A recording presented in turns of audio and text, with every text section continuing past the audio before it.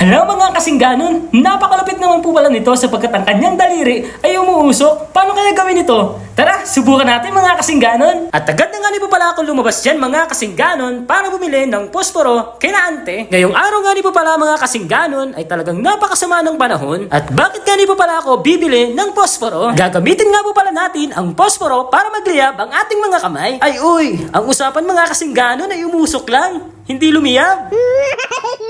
Ayan, kung saan nga po pala ako nagdadadaan. Hi! Pabili po. Ano daw po? Pabili po ng pusko.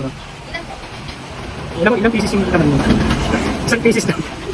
Isang palito lang. Magkano isang palito? Ano, yung piso po. Piso isa? Opo. 5 palito po. Isang piso. Tsaka lang. Magkano isang inyo? That's good. Yes. Thank you. Ayan mga kasingganon, nakabili na nga po pala ako ng posporo. Ang kulang na lang ay gasolina. Ala na hulog, log. Mga kasingganon, eto na nga po pala yung posporo na bilhin natin kanina kay Iya. Hala, subukan na natin. Eto na nga po pala mga kasingganon, ang bote na pinalamig ko dito sa rep. Gamitin natin sa magic Yan mga trick. kasingganon. Ito po yung posporo na bilhin natin kay Iya. Susubukan natin. First one, tatagtagin natin to.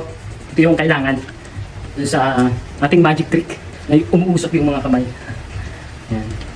Pupulitin natin yan. Sayang ang tres. Yan din sa kabila. Pero subukan natin muna itong isa para pag pumalpak, mayroon pang isa. Yan. Ito lang po mga kasingganon. Oh. Yan. Pwede na siguro to. Yan. Pag nilagay na natin dito sa cup. Yan. Kasi ganon, the moment of truth. Subukan natin. Yan, sisa.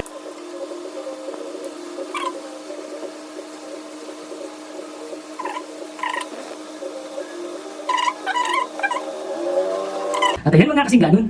Nasunog na natin. Yan, the moment of truth. Subukan natin ha. Yan, wala pong umuusok yan ha. Yan, wala po ha. Yan. Sabihin nyo. Yan. Ito po siya oh. Yun oh. Meron oh. Yun oh. You know, legit.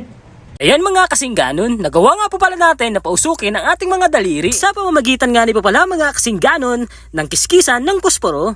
At hanggang dito na lang po pala mga kasingganon. Salamat nga po pala sa solid nating mga supporters na walang sawang sumusuporta sa ating mga video. Kaya naman mga kasingganon, shoutout po sa inyong lahat. Iko na nga po pala kayo may isa-isa. At shoutout nga po pala sa ating mga katropa na si Kim Jisrael Kimba. Shoutout nga din po pala sa aking pinsan na si Kent Hami. Kung nasan ka man ngayon, sana dyan ka na lang. Haha. Ay, joke lang po. At hanggang dito na lang po pala mga kasingganon. Salamat po sa inyong panonood. And huwag niyo pong kalimutan mag-follow and mag-share na rin. Salamat po and God bless sa ating lahat.